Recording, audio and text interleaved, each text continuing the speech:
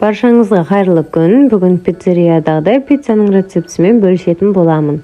Ыдысымызға жылы сүтімізді, жылы суымызды, бір қасық қантымызды, кішкене тұзымызды және де сары май немесе сұйық майымызды, одан соң бір қасық дрожжымызды салып, жақсылап араластырып, ұнымызды аз-аздан сала отыра қамырымызды елейміз. Қамырды қатты емес, жұмсақ емес, орташа қылып елейміз.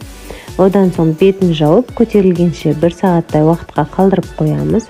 Міне 1 сағат уақыт өтті, қамыр осылай көтерілді.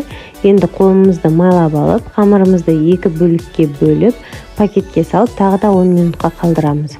Енді соусымызға томатымызды 1 қасық, одан соң 1 қасық суымызды, тұзымызды және де қара бұрышымызды саламыз. Тағы да 1 қасық су құйып, жақсылап араластырамыз.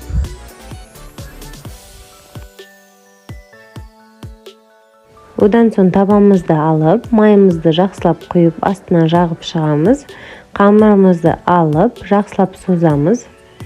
Сол қалыңызша қандай формада болса, сол формаға жеткізіп, қамырды жақсылап созып шығамыз.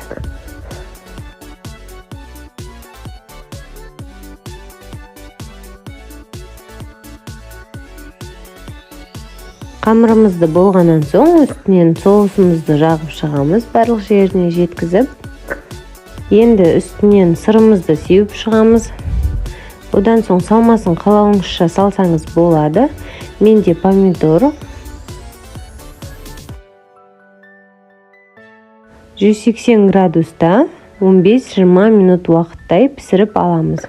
Біздің пиццамыз дайын. Міндетті түрде осы рецептімен дайындап көріңіз, өте дәмді болып шығады.